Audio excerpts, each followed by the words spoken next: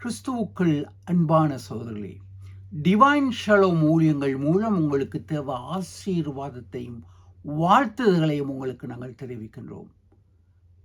இதுவரை சப்ஸ்கிரைப் செய்த உங்கள் யாவருக்கும் நன்றி. இனிமேல் சப்ஸ்கிரைப் செய்ய போகின்ற உங்களுக்கும் நமது நன்றி. உங்களது ஜெப தேவைகளுக்கும் ஆலோசனைகளுக்கும் நீங்கள் எங்களுடன் தொடர்பு கொள்ள முடியும். இலவசமாக உங்களுக்கு ஜெபிக்கவும் ஆலோசனைகளை கவுன்சிலிங்களை தரவும் தேவ பணியில் நாங்கள் காத்திருக்கின்றோம். இந்த ஜூன் மாதத்துக்கான இறைவனின் விசேஷ வாக்கு தத்தம் இதோ உங்களுக்கு. ஒரு விசை ஜெபம் செய்வோம். கர்த்தாவே, இவ்வேளையிலும் பேசும் அடியேனை உம்முடைய கருத்திலே ஒப்புக் கொடுக்கிறோம் ராஜா. பேசும் அடியேனின் ஒவ்வொரு வார்த்தைகளும் உம்முடைய அக்கினியின் அபிஷேகத்தினால் நிரப்பி, பேசும் வார்த்தைகள் உம்முடைய ஆமென்றும் ஆமேனும் என்ற இயேசு கிறிஸ்துவின் வார்த்தைகளாய் செயல்பட வெளிவர கிருபை தாரும். நீங்கள் பேசுங்கள் ஐயா. இந்த வேளையிலும் சரீர வியாதியில் வைத்தியசாலைகளிலும் வீடுகளிலும் இருக்கும் உம்முடைய பிள்ளைகளுக்காக கண்ணீருடன் ஜெபிக்கிறோம் இயேசுவே. சரீர வியாதிகளை தொட்டு குணமாக்கும். நீர் பரம வைத்தியராக இருந்து அவர்கள் நோய்களை வேதனைகளை நீர் மாற்றி தேற்ற வேண்டும் என்று கேட்கின்றோம். அவர்கள் சரீர வியாதி, மனவியாதி, மன உளைச்சல், பொருளாதார சூழ்நிலைகள், குடும்ப சூழ்நிலைகள், வேலை ஸ்தலங்கள் எல்லாவற்றிலும் உம்முடைய கருத்திலே நாங்கள் ஒப்புக் கொடுக்கிறோம் இயேசுவே. இவ்வேளையிலும் விசேஷித்த நாட்களை, இந்த மாதம் பிறந்த நாளை கொண்டாடும் பிள்ளைகளை உம்முடைய கருத்திலே வைக்கின்றோம். ஒருவரை நீர் ஆசீர்வதித்ததற்காக ஸ்தோத்திரம். நீங்கள் பேசுங்கள் ஐயா. அடியேன் மூலம் உம்முடைய அக்கினியின் வார்த்தைகள் ஜீவ வார்த்தைகளாய் உம்முடைய வல்லமையுடன் வெளிவர இயேசுவின் நாமத்தில் ஜெபிக்கிறோம் பரம தந்தையே, ஆமேன். அன்பான வேத பாடமாக நீதிமொழிகள் 10ஆம் அதிகாரம் 24ஆம் வசனம் 2ஆம் பகுதி. நீதிமான் விரும்புகிற காரியம் அவனுக்கு கொடுக்கப்படும். அன்பான சகோதரர்களே, இந்த நாளிலும் இந்த வார்த்தையை ஆண்டவர் தந்தார். இது ஜூன் மாதத்துக்கான வாக்கு தத்தம், ஆசீர்வாதம். அது ஜூன் மாதத்துக்கு மட்டுமில்லை, உங்கள் வாழ்க்கை முழுவதிலும் இந்த ஆசீர்வாதம் நிரம்பி இருக்க ஆண்டவர் வாஞ்சிக்கின்றார். நீதிமான் விரும்புகின்ற காரியம் அவனுக்கு வரும். அருமையான வாக்குத்தத்தம். இந்த வாக்குத்தத்தத்தை, அருமையான வாக்குத்தத்தத்தை எங்கள் வாழ்க்கையில் நாங்கள் எப்படி ஆசீர்வாதமாக பெறுவது என்பதை நாங்கள் சிந்தித்துக் கொண்டிருக்கின்றோம். அது அனைவருக்கும் விருப்பம். இந்த வாக்குத்தத்தம் எமக்கு வேண்டும். நீதிமான் விரும்புகின்ற காரியம் அவனுக்கு கைகூடும்.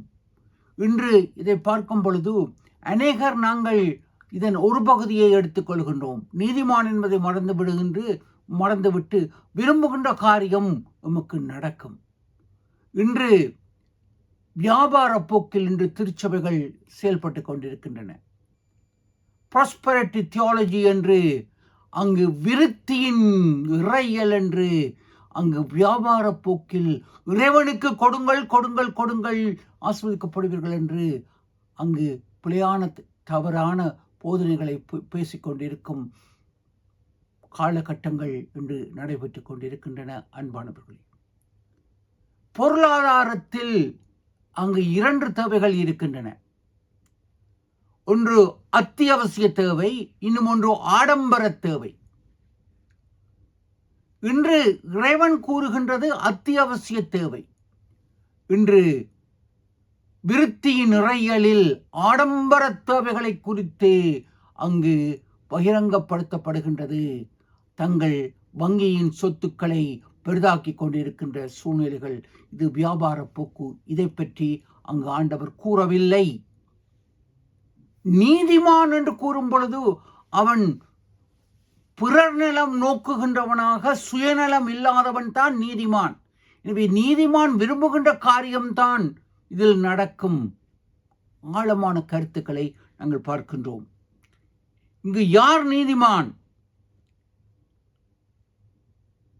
இங்கு அழகாக ரோமருக்கு எழுதிய நிருபம் 9ஆம் வசனத்தில் அங்கு கூறப்படுகின்றது, தனது அன்பை எமக்கு வெளிப்படுத்தி இருக்கின்றார், தனது இரத்தத்தினால் எங்களை நீதிமானாக்கி இருக்கின்றார்.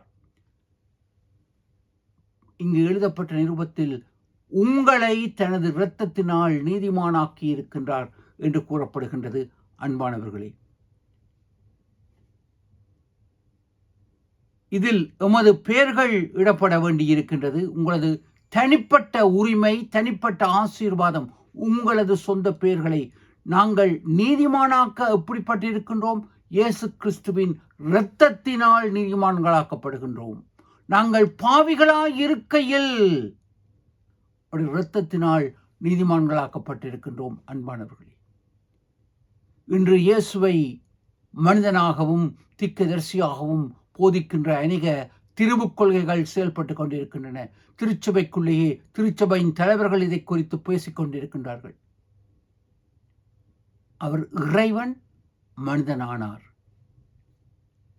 இது தெளிவாக எழுதப்பட்டிருக்கின்றது. வேதத்தில் நாங்கள் சில பகுதிகளை எடுத்துக்கொண்டு நாங்கள் அதற்கு விளக்கங்கள் கூறுகின்றோம்.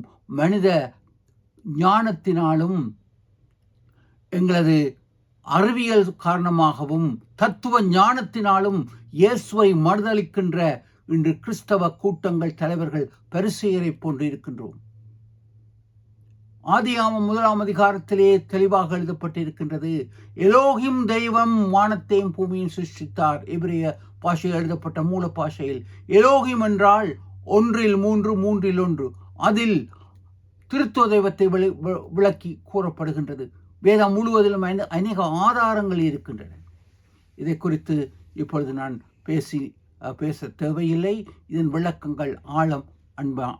அன்பானவர்களே, இங்கு ரோமர்கள் நிருபம் 4ஆம் 5ஆம் வசனங்களில் அங்கு கூறப்படுகின்றது, நாங்கள் தண்ணீரில் ஞானஸ்நானம் எடுக்கும் பொழுது, இது முழுக்கு ஞானஸ்நானம். இங்கு பேப்டிசம் என்று கூறப்படுகின்றது. அது மூல பாஷை ஆகிய கிரேக்க பாஷையில் பேப்டைசோ என்பது முழுகுதல் என்று அர்த்தம். அது ஸ்பிரிங்கிள், அதாவது தண்ணியை தெளித்து ஞானஸ்நானம் அல்ல. மூல பாஷையில் முழுகி ஞானஸ்நானம் எடுப்பது. இதைத்தான் ஆண்டவர் இயேசு நிக்கோதேமுக்கு கூறும் பொழுது, ஒருவன் ஜலத்தினாலும் ஆவியினாலும் புறவாவிட்டால் தன்னுடைய ராஜ்யத்தில் பிரவேசிக்க மாட்டான்.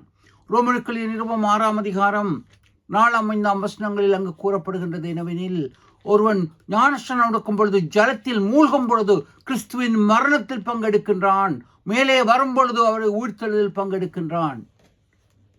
நாங்கள் நீதிமானாக்கப்படுகின்றோம் ஞானஸ்நானத்தினால் என்று தெளிவாக கூறப்படுகின்றது. அன்பானவர்களே, நாங்கள் கிறிஸ்துவினுடையவர்களாக இருந்து நாங்கள் உயிர்த்தெழுந்தால் நாங்கள் எவ்விதமாக நாங்கள் செயல்பட வேண்டும் என்பதை இங்கு ஏசாயா தீர்க்கதரிசி தெளிவாக நமக்கு தன்னுடைய 33ஆம் அதிகாரத்தில் இதை தெளிவாக கூறுகின்றார். அங்கு நீதிமான் எவ்விதம் இருப்பான்? நீதிமான் அநியாயத்துக்கு தன் கைகளை நீட்டாத படிக்கும். 33ஆம் அதிகாரம்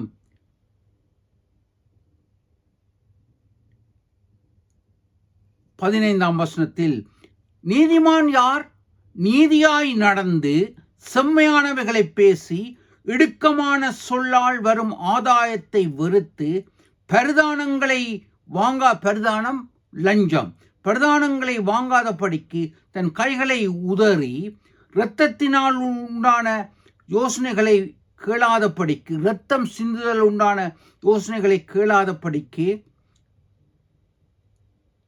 தன் செவியை அடைத்து கொண்டு பொல்லாப்பை காணாதபடிக்கு தன் கண்களை மூடுகிறவனே நீதிமான். இங்கே 17ஆம் வசனம், அவன் கண்கள் ராஜாவை மகிமை பொருந்தியவராக காணும். ஆம், அழகாக இங்கு நீதிமான் யார்? பரிதானம் வாங்காமல், இரத்தம் சிந்தாமல், பொய் சாட்சி சொல்லாமல், அநியாயத்துக்கு தங்கள் வாய்களை திறக்காதவர்கள் இன்று நீதிமான்கள் என்று அழைக்கப்படுகின்றோம். அன்பானவர்களே, இங்கு தெளிவாக கூறப்படுகின்றது, இரத்தம் சிந்துதல். இன்று நாங்கள் அநேகர் கூறுகின்றோம், நான் இரத்தம் சிந்தவில்லை, கொலை செய்யவில்லை, நான் பெரிய பாவி இல்லை என்று. ஆனால் இன்று கிறிஸ்தவர்கள் என்று அழைக்கப்படுகின்ற நாங்கள் இரத்தம் சிந்துகின்றோம். எப்படி? இங்கு யோவானின் நிருபம் 1:3 கூறப்படுகின்றது, தன் சகோதரனை பகைக்கின்றவன் கொலையாளியாயிருக்கின்றான். நீங்கள் கிறிஸ்தவர்கள் என்று நாங்கள் எங்களை அழைக்கின்றோம், ஆலயத்திற்கு செல்கின்றோம். சகோதரனை நாங்கள் எவ்விதம் மோசம் போக்கிக் கொண்டிருக்கின்றோம்? சகோதரனுக்கு விரோதமாக நயவஞ்சகமாக எத்தனை காரியங்களை செய்து கொண்டிருக்கின்றோம்? 2 சகோதரர்களுக்கு இடையில் நாங்கள் தேவையற்ற கதைகளை கதைத்து சகோதரர்களை பிரித்து கொண்டிருக்கின்றோம். ஆனால் நாங்கள் கிறிஸ்தவர்கள், கிறிஸ்துவை அறிந்தவர்கள். நாங்கள் யூதாசை போல செயல்படுகின்றோம். இதை சற்று அறியாமல் நாங்கள் செயல்படுகின்றோம். அன்பானவர்களே, இங்கு எபேசியர்களின் நிருபம் 2:8-9 ரோமர்கள் நிருபம் 3:28 கூறப்படுகின்றது, நாங்கள் கிறிஸ்துவினால் ஆதாயப்படுத்தப்பட்டு நீதிமான்களாக்கப்பட்டு இருக்கின்றோம். எபேசியர் 2:8-9 ரோமர்கள் நிருபம் 3:28 இன்று யார் நீதிமான்? கிறிஸ்துவின் இரத்தத்தினால் நாங்கள் நீதிமான்களாக்கப்பட்டிருக்கின்றோம்.